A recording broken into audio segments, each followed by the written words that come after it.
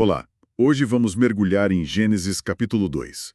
Sabe, a gente sai daquela visão dos 6 dias da criação, do universo todo, e foca no que aconteceu logo depois. Exatamente, é uma mudança de escala, né? Do cósmico pro terrestre e pro humano. Isso. A ideia é olhar os detalhes, a formação do Éden, do primeiro homem, da mulher, o comecinho de tudo ali na Terra. E a fonte é o próprio texto bíblico, claro. Começa logo no verso 1, falando que os céus e a terra foram concluídos, e aí vem o sétimo dia. O descanso de Deus. Ele abençoa e santifica esse dia. É um marco importante logo de cara. E como você disse, o foco muda. O texto até descreve como era a terra antes de certas coisas. Sim, é interessante. Diz que ainda não tinha planta do campo, nem erva, porque Deus não tinha feito chover e, olha só, não havia homem para cultivar a terra. Só um vapor que subia e regava o solo, né? Isso, prepara o cenário. Tipo, mostra a necessidade do que viria a seguir. E o que vem é a criação do homem. É uma descrição bem, Física, né? muito, Formou o Senhor Deus o homem do pó da terra. É direto. do pó da terra. E depois soprou nas narinas dele o fôlego de vida. Transformando em alma vivente. Essa conexão com a terra, com o pó, é muito forte desde o início. Não é algo etéreo, é matéria que ganha vida. Bem colocado. E aí, logo em seguida, Deus planta um jardim O Jardim do Éden, lá no Oriente. e coloca o homem ali. E descreve o jardim, né? Árvores bonitas de ver, boas para comer. Uhum. E duas árvores bem específicas no meio: a árvore da vida e a árvore do conhecimento do bem e do mal, já introduzindo elementos-chave, vida e escolha, ou conhecimento. Exato. E o texto tenta até mapear esse lugar, o que é fascinante. Fala de um rio que saía do Éden para regar o jardim. E que se dividia em 4 braços. Isso, Pisson, que rodeava a terra de Avilar, o texto até diz que lá tinha ouro bom, bedélio, pedra sardônica. Detalhes bem específicos. Muito.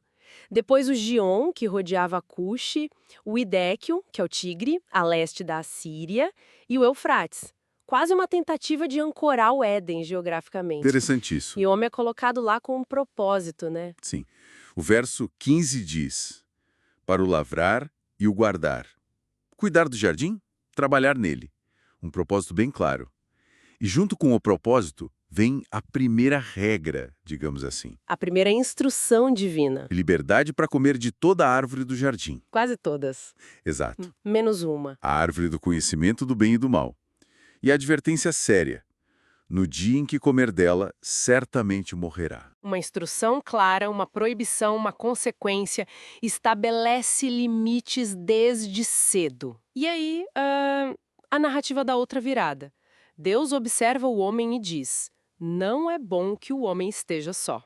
É um momento crucial, a percepção divina de que faltava algo. E a intenção: far-lhe-ei uma ajudadora idônea. O que significa exatamente idônea aqui? Idônea quer dizer adequada, correspondente, alguém que está à altura, que completa. Não é uma serva, mas uma parceira. Entendi.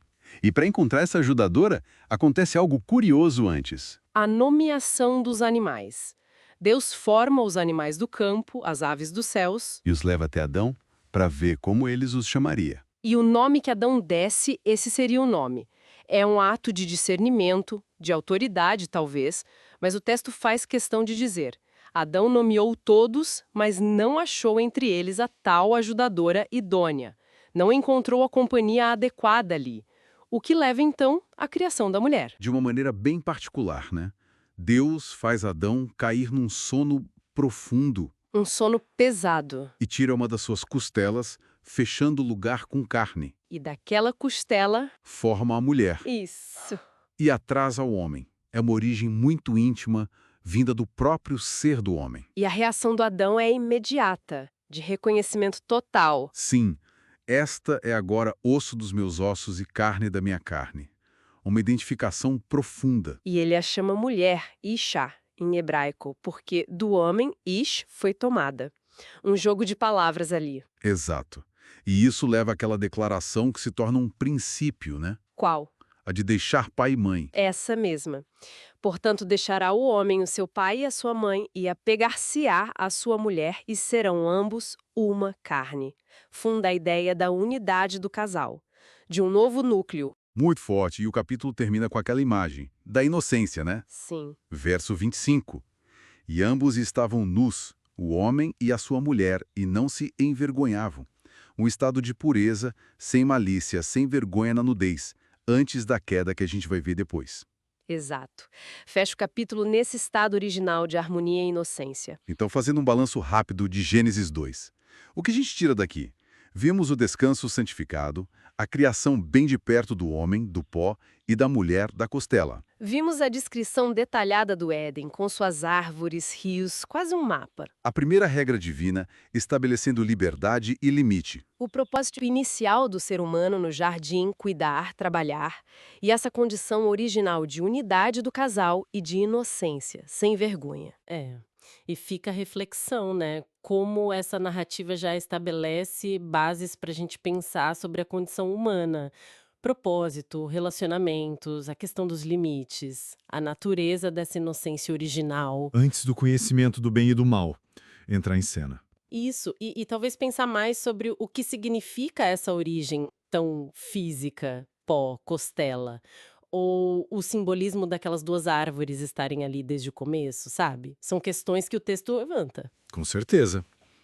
Muita coisa para pensar a partir desse capítulo tão rico.